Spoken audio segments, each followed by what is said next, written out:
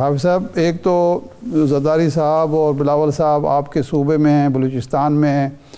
اور بلاول صاحب مسلسل بزرگوں کو ہٹ کر رہے ہیں، نشانہ بنا رہے ہیں، اس میں ان کے والد بھی لپیٹ میں آ رہے ہیں اور نواز شریف صاحب بھی اور باقی لوگ بھی۔ تو یہ 18ویں ترمیم واقعتاً آپ نے محسوس کیا کہ مسلم لیگ نون اور پی ٹی آئی واقعی اس میں تبدیلی چاہتے ہیں، اور آپ کا ٹیک کیا ہے؟ دیکھیے، بات یہ ہے، جہاں تک آپ نے بات کی کہ بلاول صاحب بزرگوں کو ٹارگٹ بنا رہے ہیں، سینئر سیاستدانوں کو، ان کو مشورہ دے رہے ہیں کہ یا مدرسے میں بیٹھے یا گھر میں بیٹھے، لیکن بات یہ ہے کہ یہی سوال میرے خیال میں اسف علی زرداری صاحب سے بھی کیا گیا۔ حامد میر صاحب نے پوچھا ان سے، تو انہوں نے کہا کہ بلاول صاحب ابھی تک بچہ ہے، انڈر ٹریننگ ہے، زیر تربیت ہے۔ لیکن سوال یہ ہے، بچہ والد کو بزرگ قرار دے کر گھر بیٹھنے کا مشورہ دیتا ہے، کیونکہ ان کی موقف کا تو سب سے پہلے اپنا بابا نشانہ بن رہا ہے، اور بابا اس کو بچہ قرار دے رہا ہے، لیکن باوجود اس کے وہ پارٹی کے چیئرمین بھی ہے، وہ ان کو وزیر اعظم بھی بنانا چاہتے ہیں، وزیر خارجہ بھی بنایا، تو لہٰذا یہ ان کی آپس کی پارٹی کی باتیں ہیں، یہ انہی پر چھوڑ دیں، وہ اندر یا باہر کیا ہوتا رہا ہے، کیا موقف ہے۔ جہاں تک آپ نے بات کی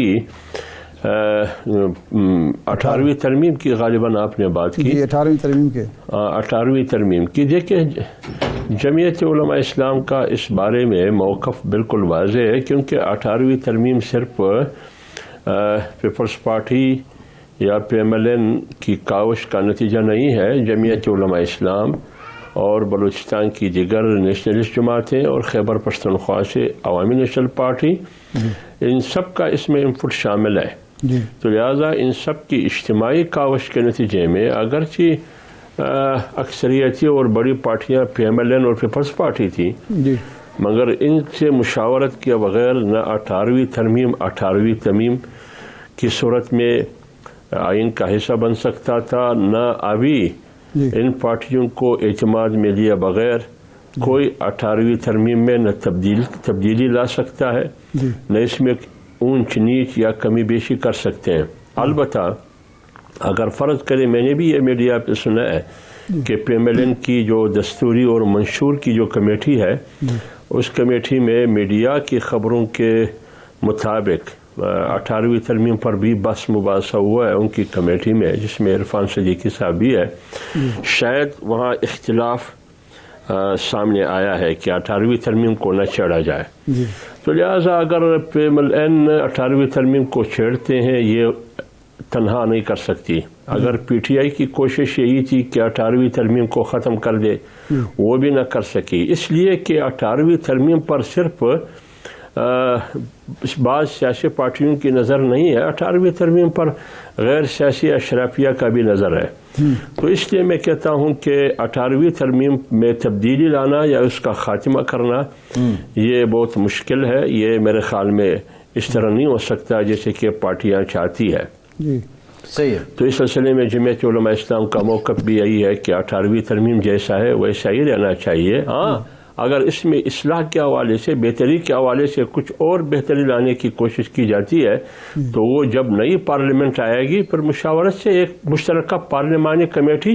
دونوں ایوانوں کی جوائنٹ کمیٹی بیٹھ کے دیکھے اس میں ہم اس میں کتنی بہتری لا سکتے ہیں، اس پر بات ہو سکتی ہے کہ کیا مسلم لیگ نون کے ساتھ کوئی انتخابی اتحاد کی بات چل رہی ہے، اور اگر یہ اتحاد ہوگا تو کن شرائط پہ ہوگا؟ مسلم لیگ نون بلوچستان میں بی اے پی سے بھی اتحاد کرنا چاہ رہی ہے، میگل صاحب کے ساتھ بھی شاید وہ اتحاد میں جائے، تو ساروں کے ساتھ اتحاد میں ہی جانا ہے، تو پھر الیکشن کس کے مخالف ہوگا؟ دیکھیے، میرے خیال میں جمعیت علماء اسلام کا موقف بالکل واضح ہے۔ پی ایم ایل این کا ہمیں نہیں معلوم وہ کس کے ساتھ جا رہی ہے، کس کے ساتھ نہیں جا رہی، اتنا مجھے معلوم ہے کہ باپ پارٹی سے کچھ لوگ پی ایم ایل این میں گئے، یہ وہی باپ ہے جو ثناء اللہ زہری صاحب جب وزیر اعلیٰ تھے، یہ سارے نون میں تھے، پھر باپ بن گئی۔ باپ کس نے بنائی، کیسے بنی، اب وہی باپ واپس مسلم لیگ نون میں جا رہی ہے۔ یہ تو مسلم لیگ نون کی قیادت، اس کی پارٹی کے فیصلے وہ جانے اور ان کے فیصلے جانے۔ جہاں تک جمعیت علماء اسلام کا موقف ہے، ان کا موقف واضح ہے، فیصلہ بالکل واضح ہے۔ جمعیت علماء اسلام کسی بھی پارٹی سے ایز اے ہول اجتماعی سطح پر، صوبے کی سطح پر یا ملک کی سطح پر کسی بھی پارٹی سے اتحاد نہیں کرے گی، انتخابی اتحاد۔ البتہ کہیں نہ کہیں اگر ضرورت پڑے